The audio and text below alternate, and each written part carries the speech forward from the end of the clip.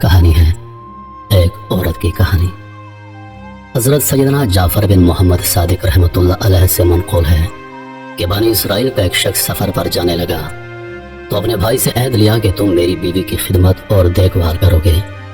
اس نے اقرار کر لیا اور یقین دہانی کراتے ہوئے کہا، بھائی جان آپ بے فکر ہو کر سفر پر جائیں، آپ کو کسی قسم کی کوئی شکایت نہ ہوگی، میں ہر طرح سے آپ کی زوجہ کا خیال رکھوں گا۔ چنانچہ وہ مطمئن ہو کر سفر پر روانہ ہو گیا۔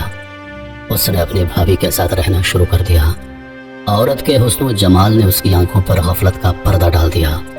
وہ اپنی ہی بھابھی پر عاشق ہو گیا اور اپنے بھائی سے کیے ہوئے عہد کو توڑ کر اس کی بیوی کو اپنے ارادے سے آگاہ کرتے ہوئے گناہ کی دعوت دی۔ عورت پاک دامن اور باحیا تھی، اس نے انکار کر دیا۔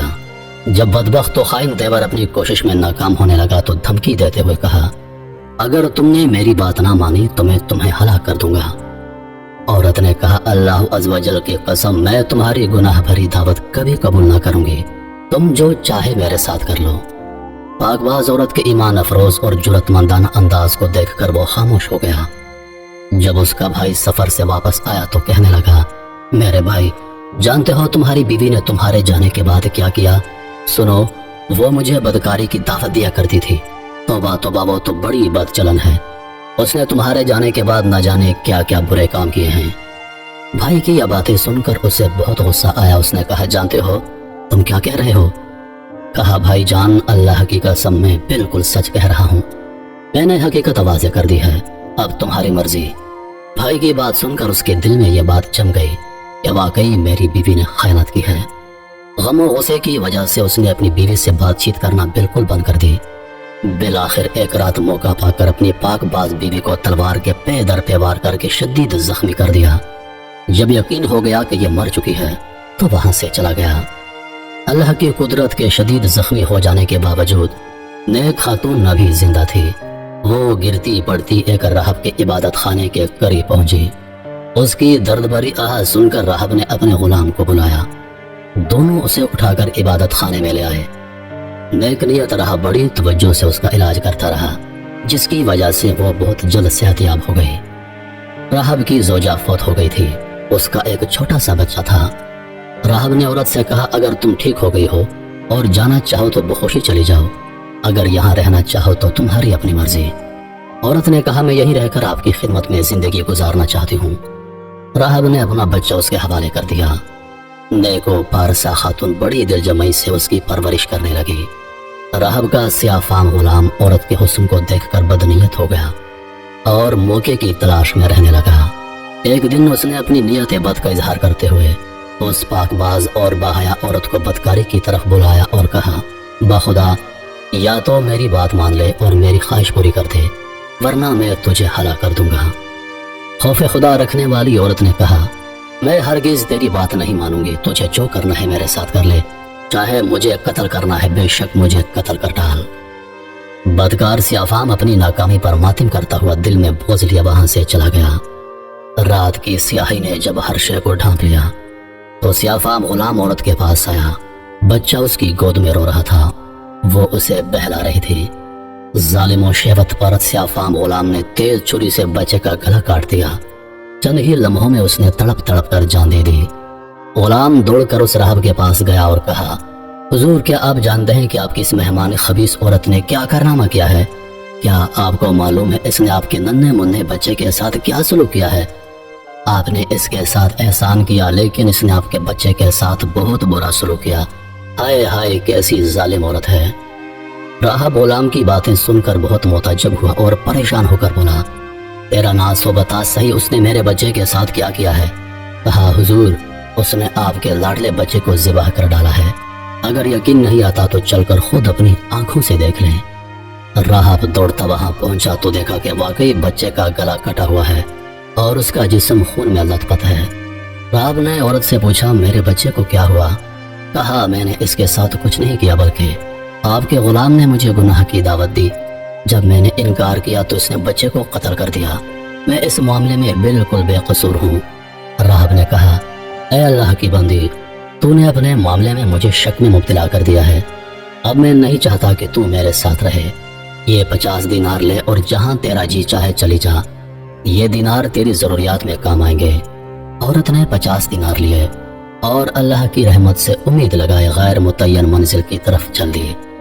ایک بستی کے قریب سے گزری تو دیکھا کہ مجمع لگا ہوا ہے اور ایک شخص کو پھانسی دی جا رہی ہے۔ بستی کا سردار بھی وہی موجود تھا۔ عورت سردار کے پاس گئی اور کہا، کیا ایسا ہو سکتا ہے کہ تم مجھ سے 50 دینار لے لو اور اس شخص کو آزاد کر دو؟ سردار نے کہا، لاؤ رقم میرے حوالے کر دو۔ عورت نے 50 دینار دیے تو سردار نے قیدی کو رہا کر دیا۔ وہ قیدی اس پاک باز عورت کے پاس آیا اور کہا، میری جان بچا کر تو نے جو احسان کیا ہے، آج تک کسی نے مجھ پر ایسا احسان نہیں کیا۔ اب میں تیری خدمت کروں گا یہاں تک کہ موت ہمارے درمیان جدائی کر دے۔ چنانچہ وہ شخص اس کو لے کر ساحل سمندر پر پہنچا۔ کشتی چلنے کو ہی تھی، دونوں کشتی میں سوار ہو گئے۔ عورت کا حسن و جمال دیکھ کر سارے مسافر حیران رہ گئے۔ وہ عورتوں والے حصے میں بیٹھ گئی۔ لوگوں نے قیدی سے کہا، یہ حسین و جمیل عورت کون ہے؟ اس بدبخت نے کہا، یہ میری زرخرید لونڈی ہے۔ کشتی میں موجود ایک شخص جو اس عورت کے حسن و جمال میں گرفتار ہو چکا تھا، اس نے کہا، کیا تم اپنی لونڈی فروخت کرو گے؟ کہا، میں اسے بیچنا نہیں چاہتا کیونکہ وہ مجھ سے بہت زیادہ محبت کرتی ہے۔ جب اسے معلوم ہوگا کہ میں نے اسے بیچ دیا ہے تو اسے میری طرف سے بہت تکلیف پہنچے گی۔ اس نے مجھ سے عہد لیا ہے کہ میں اسے کبھی نہیں بیچوں گا۔ مسافر نے کہا، تو مجھ سے منہ مانگی قیمت لے لے اور خاموشی سے یہاں سے چلا جا۔ تجھے کیا ضرورت ہے کہ تو اسے بتائے؟ لالچی اور احسان فراموش دھوکے باز قیدی نے مال و بال میں پھنس کر مسافر سے بہت سارا مال لیا اور کشتی سے اتر گیا۔ مسافر نے اس خرید و فروخت پر تمام مسافروں کو گواہ بنا لیا۔ عورت چونکہ مستورات والے حصے میں تھی اس لیے اس معاملے سے بالکل بے خبر رہی۔ جب مسافر کو یقین ہو گیا کہ اس کا مالک جا چکا ہے، اب واپس نہیں آ سکتا، وہ عورت کے پاس گیا اور کہا، آج سے تم میری ملکیت میں ہو، میں نے تمہیں خرید لیا ہے۔ عورت نے کہا، خدا کا خوف کرو، تو نے مجھے کیسے خرید لیا جبکہ میں آزاد ہوں اور کسی کی ملکیت میں نہیں؟ مسافر نے کہا، اب نہ تو اپنے مالک کے پاس جا سکتی ہے اور نہ ہی وہ رقم واپس کر سکتی ہے جو تیرے مالک نے مجھ سے لی ہے۔ میں نے مال کثیر دے کر تجھے خریدا ہے اور تمام مسافر اس بات پر گواہ ہیں۔ اگر یقین نہیں آتا تو ان سے پوچھ لے۔ سب مسافروں نے کہا، اے اللہ کی بندی، اس نے واقعی تجھے خرید لیا ہے، ہم سب اس پر گواہ ہیں۔ نیک اور پاک باز جرت مند عورت نے کہا، تمہارا ستیہ ناس ہو، اللہ سے ڈرو، خدا کی قسم میں آزاد ہوں، آج تک کبھی کوئی میرا مالک نہیں بنا، میں کسی کی لونڈی نہیں ہوں، تم اس معاملے میں اللہ سے ڈرو۔ لوگوں نے اس مسافر سے کہا، یہ اس طرح باز نہیں آئے گی، اس کے ساتھ جو سلوک کرنا ہے کر ڈال، خود ہی مان جائے گی۔ یہ سن کر مسافر اس کی طرف بڑھا۔ جب اس مظلومہ کو اپنی عزت کا خطرہ محسوس ہوا تو اس نے کشتی والوں کے لیے بد دعا کی۔ فوراً کشتی ان سب کو لے کر ڈوب گئی، سب کے سب غرق ہو گئے اور کشتی کے تختے پر عورت کے سوا کوئی باقی نہ بچا۔ وہ عید کا دن تھا۔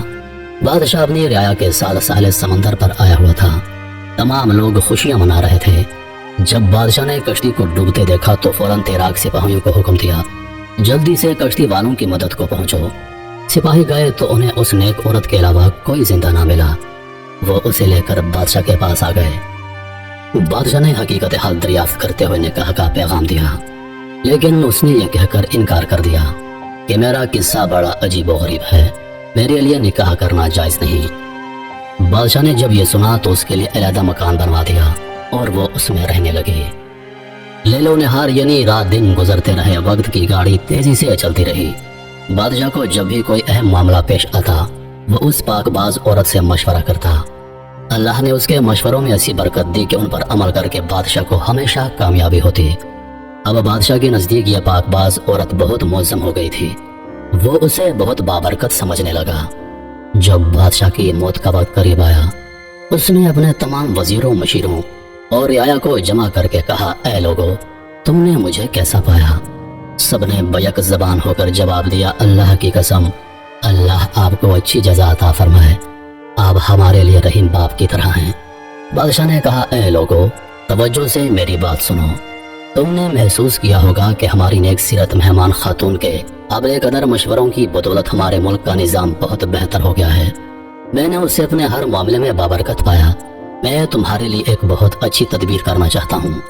لوگوں نے تجسس بھرے انداز میں کہا، علی جا، حکم فرمائیے، آپ کیا چاہتے ہیں؟ کہا، میں چاہتا ہوں کہ اپنے بعد اس نیک سیرت خاتون کو تم پر ملکہ مقرر کر دوں۔ شفیق و رحیم بادشاہ کے حکم پر لبیک کہتے ہوئے سب نے عرض کی، عالی جہاں جیسا آپ چاہتے ہیں انشاءاللہ ویسا ہی ہوگا۔ چنانچہ بادشاہ نے اس باحیا نیک سیرت اور صابرہ خاتون کو پورے ملک کی سلطنت عطا کر دی اور خود دار فانی سے کوچ کر کے دار بقا کا راہی بن گیا۔ اس نے ملکہ بنتے ہی اعلان کر دیا کہ پورے ملک کے لوگ بیعت کے لیے جمع ہو جائیں۔ حکم شاہی ملتے ہی ملک کے گوشے گوشے سے لوگ نئے بادشاہ کی بیعت کے لیے جمع ہو گئے۔ بیعت کا سلسلہ شروع ہو گیا۔ جب اس کا شوہر اور دیور آئے تو حکم دیا، ان دونوں کو علیحدہ علیحدہ کھڑا کر دو۔ پھر وہ شخص آیا جس سے پھانسی دی جا رہی تھی، ملکہ نے حکم دیا اسے بھی دونوں کے ساتھ کھڑا کر دو۔ پھر نیک سیرت رہب اور اس کا بد کردار سیاہ فام غلام آیا، انہیں بھی لوگوں سے علیحدہ کر دیا گیا۔ جب تمام لوگ بیعت کر چکے تو ملکہ نے ان پانچوں کو اپنے پاس بلوایا اور اپنے شوہر سے کہا، کیا تم مجھے پہچانتے ہو؟ اس نے کہا، اللہ کی قسم آپ ہماری ملکہ ہیں۔ کہا، میں تمہاری بیوی ہوں، بیوی تھی اور آج بھی ہوں۔ سنو تمہارے بد کردار اور خائن بھائی نے میرے ساتھ کیا برا سلوک کیا تھا۔ یہ کہہ کر سارا واقعہ اسے بتایا اور کہا، اللہ خوب جانتا ہے کہ تم سے جدا ہونے سے لے کر آج تک مجھے کسی مرد نے نہیں چھوا، میں آج بھی پاک دامن اور محفوظ ہوں۔ پھر اس نے اپنے دیور کو بلا کر پھانسی کا حکم دے دیا۔ پھر راہب سے کہا، اگر آپ کی کوئی حاجت ہو تو بتائیے، میں وہی عورت ہوں جو تمہارے پاس زخمی حالت میں آئی تھی۔ تمہارے بیٹے کو تمہارے اس ظالم شہوت پرست سیاہ غلام نے ذبح کیا تھا، پھر غلام کو بلوا کر اسے بھی قتل کروا دیا۔ اب اس آدمی کی باری تھی جسے پھانسی دی جا رہی تھی اور جس نے اس کو بیچا تھا۔ جب وہ آیا تو اسے بھی قتل کر دیا گیا اور اس کی لاش چوراہے پر لٹکا دی گئی۔